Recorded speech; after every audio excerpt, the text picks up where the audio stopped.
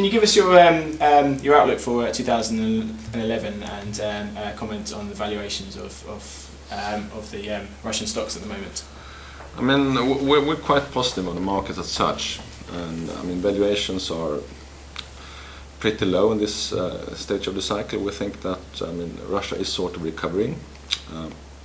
Valuations are now like 35-40% discount to other emerging markets, and we think that's basically too much.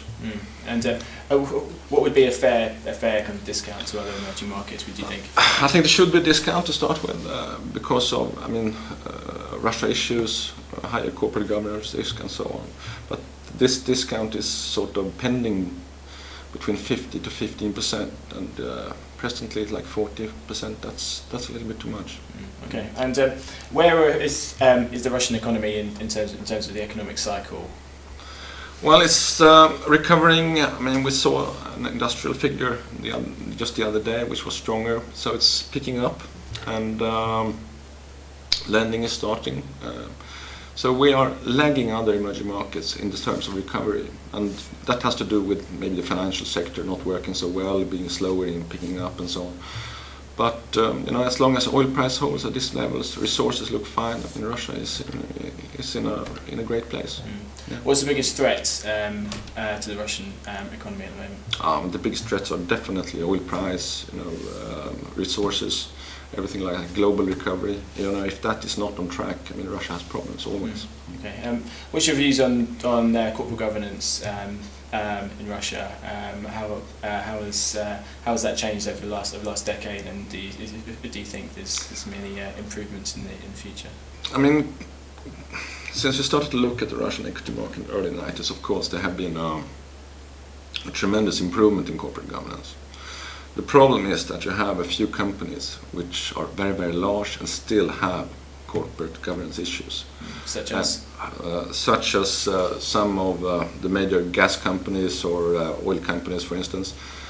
And we also have a few high-profile issues when it comes to mergers and acquisitions, when minority shareholders haven't been treated fairly, just lately actually. And all these things need to be addressed. Would you see as we had one in the potash sector recently, for instance, where minority shareholders in one of the companies merging, I think, got a deal which was not really fair. All these things, of course, creates a discount for the Russian equity market, and as long as this is not being addressed, in the right way, it will be a discount. Are you optimistic that some of those issues will be addressed in the future? Well, I'm sure they will be. The question is when. The question is definitely when. If it's in 10 years or if it's next year, I have no idea, but they have to address them. Okay. Which stocks are you adding to your portfolio at the moment? I mean, lately we have been adding mostly in the oil and gas sector because we think they are or have been way too cheap, basically. Many of these companies have different issues, so they should be a little bit cheaper, but they were just too cheap, and they underperformed last year very much. Okay. So we think we could find value there. Which stocks specifically? We looked at Gazprom, Lukoil, for instance, and some of the oil and gas names, basically. Okay. And which stocks are you reducing your holdings of at the moment? We're not reducing anything, but I think what you're pointing at here is probably the retail sector, which we think had a tremendously good year last year.